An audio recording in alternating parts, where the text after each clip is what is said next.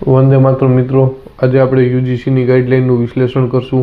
યુજીસીની જે નવી ગાઈડલાઇન આવી છે એ ગાઈડલાઇનથી સુવર્ણ જ્ઞાતિના વિદ્યાર્થીઓની અભિવ્યક્તિની આઝાદી પર તરાપ લાગે એવું મને લાગી રહ્યું છે। અને સુવર્ણ જ્ઞાતિના વિદ્યાર્થીઓ ઓલરેડી આટલા વર્ષોથી રિઝર્વેશનનો તો માર સહન કરતા આવ્યા જ છે કે 90% વિદ્યાર્થીની સામે 50% વિદ્યાર્થી મળતા તમામ બેનિફિટને બધું લઈ જાય અને 90% વાળું જોતો રહી જાય।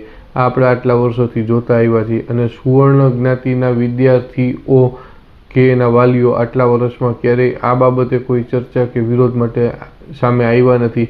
ત્યાં આ યુજીસીની નવી ગાઈડલાઇન આવી રીતના આવી છે કે જેનાથી એની અભિવ્યક્તિની આઝાદી, રાઇટ ટુ સ્પીચ, એક્સપ્રેશનથી લઈને તમામ વસ્તુ ઉપર એક બહુ મોટી તરફ લાગશે કે આવનારી પેઢી પોતાના હક અધિકાર માટે એક અવાજ ઉપાડતા પણ વિચાર કરવો પડશે, કારણ કે એક નકર બીજી રીતે નહીંતર ફિટ થઈ જવાની કાયદામાં બીક લાગશે અને આ એક નવી પેઢીને વિકાસને રૂંધવાનું બહુ મોટું ષડયંત્ર હોય એવું મને લાગી રહ્યું છે।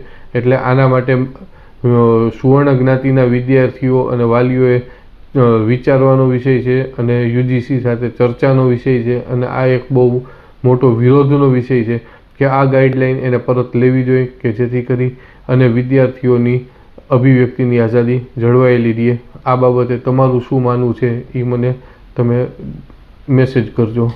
નમસ્તે।